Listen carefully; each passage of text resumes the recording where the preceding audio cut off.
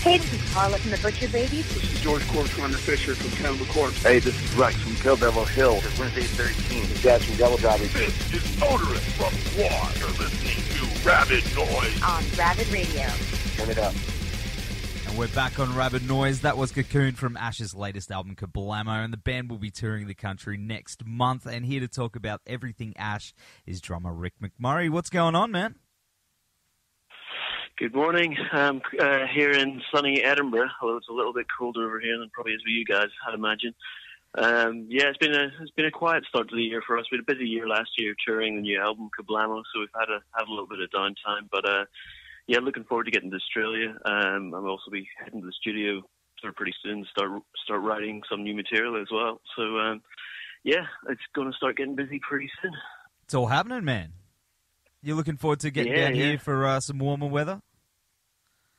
Oh, definitely, yeah. I mean, it's been a pretty cold start to the year for us up here in the north. So, definitely looking for some sunshine in a few weeks.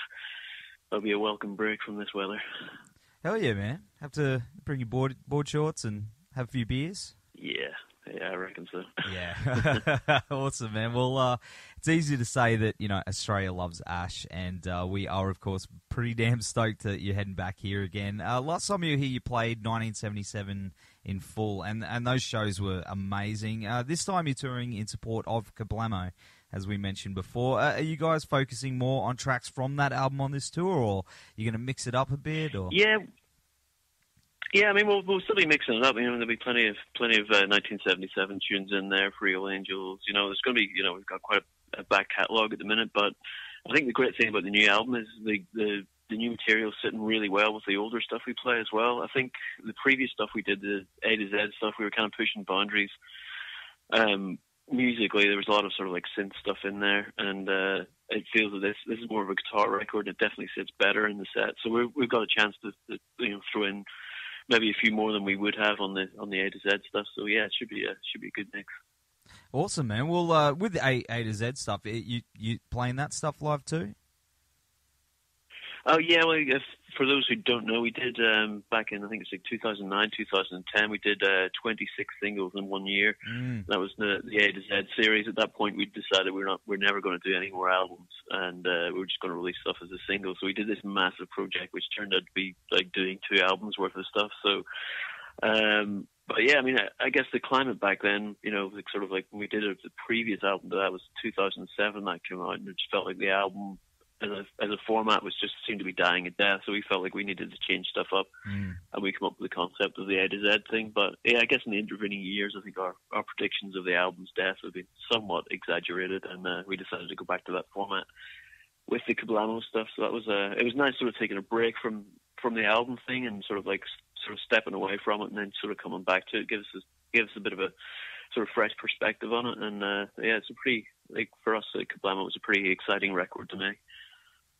Yeah, man, it's awesome. I've been really digging it, and I think that the singles idea for that period of time, I think a few bands were thinking the same thing with albums, but it seems to be swinging around. You can't predict it. I still know a lot of cats that like buying the physical thing. Yeah, I guess the resurgence of vinyl has been sort of the big story in the last sort of 5 years.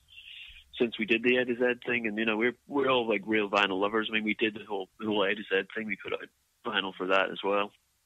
Although would have been easier just to do it as a as a download only thing. But we kind of love the physical format, and especially the vinyl thing. So something we've carried throughout our career, and it's great to see it sort of coming back again, and sort of justifies us doing the album format again. That's really sort of taken off. Awesome, man. Well, I do love the opening track, Cocoon, that we played before. With that little... I'm not a drummer, so I can't explain, the quick little drum thing you do at the start. What do you call that? I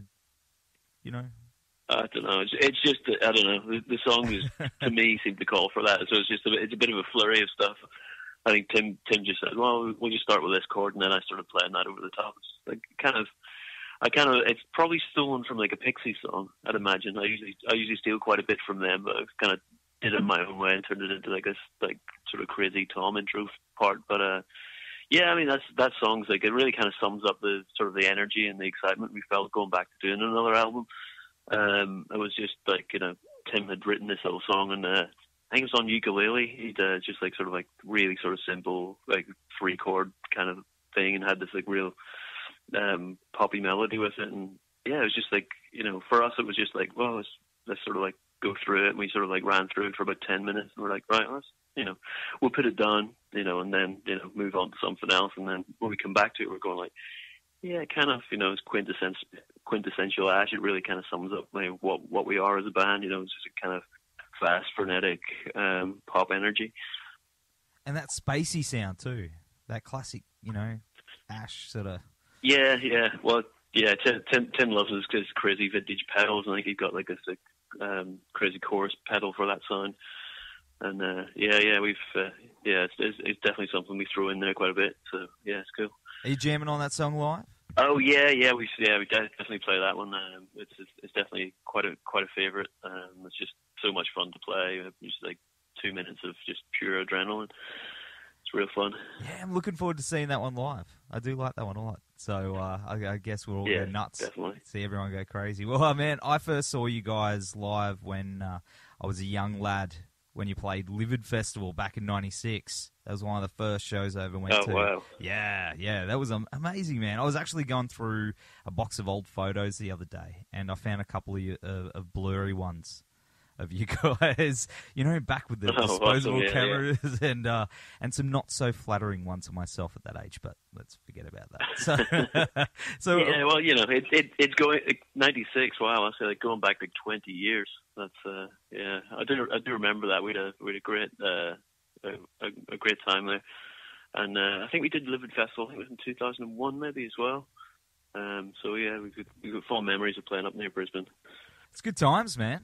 Good times. And that was a blast for me, man. Because, I mean, I used to sit up late and record Rage. You probably know our Rage program over here. Yeah. Of course. You've done the guest request thing. And, every Friday night I'd be looking for new bands. And that's how I discovered you guys. And I think it was the click for Girl from Mars. Yeah. And, I loved it. Went out, got the album, and, been a fan since. So is there a band that you can think of that you've discovered in a similar way? I don't know, maybe, listen to John Peel in the UK on Friday night. I mean, we probably discovered bands like, Mudhoney. He's probably one of the first people to play Nirvana as well, which was, an incredible influence on us. So yeah, it's like, those like late night radio shows were always like a sort of big thing in the UK, especially for, alternative kids.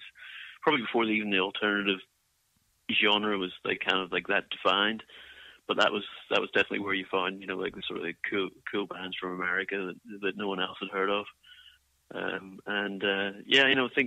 think things have changed like sort of quite a bit over the years from a radio perspective in the UK. But we've got like Six Music over here. That's where you find new bands these days. But it's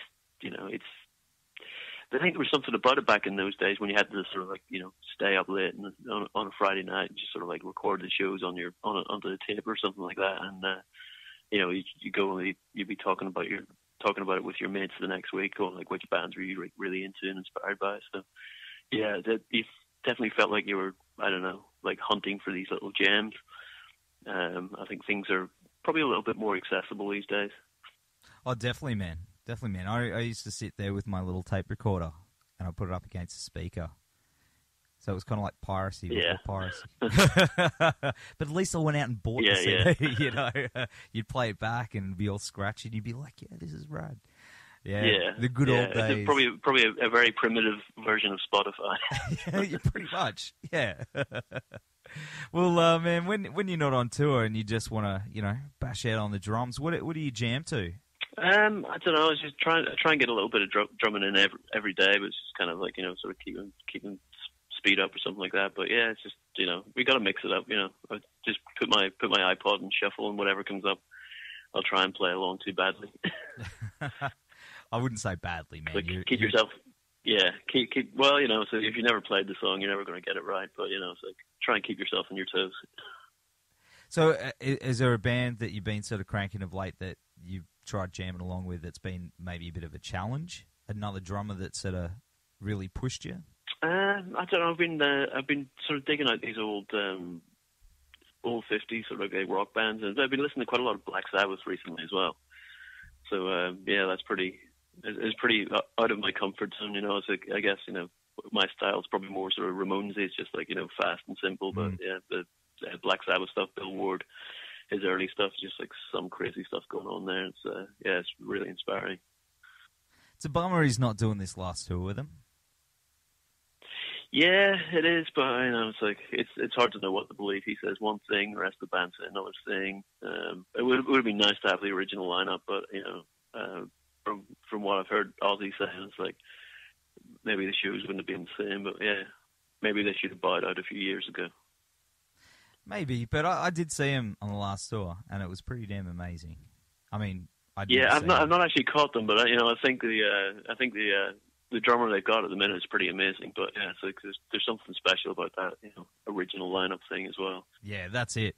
Yeah, exactly. But man, it was still rad, and he's a good drummer. I don't know his name, but it was pretty awesome. I'm probably going to get flamed for that. So many people are going to be like, as if you didn't know. But you know, yeah, it's good. Yeah, it's good stuff. Well, you know, I also read that you guys made a low-budget horror movie while you were on tour years ago, and some of it ended up in a video clip. Well, whatever happened to the full release? You got plans to one day release it, or?